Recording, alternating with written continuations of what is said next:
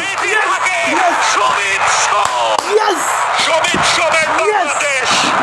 সমিত সোম 27 ঘন্টা জার্নি করে এই ম্যাচের আগে একদিন প্র্যাকটিস করে মাঠে নামলেন। সেকেন্ড 27 ঘন্টা জার্নি করে একদিন প্র্যাকটিস করে গোল দিছে।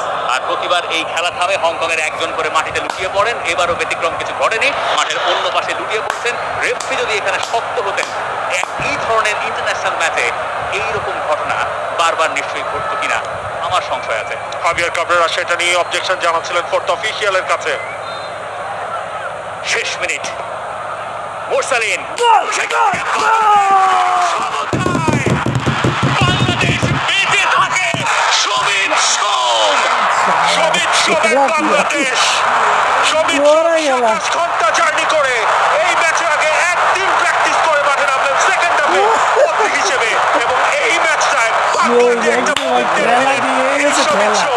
খেলার মতো মোরসালিনের একটা মাথায় নষ্ট করে এবং সেটার একটা পারফেক্ট এন্ডিং।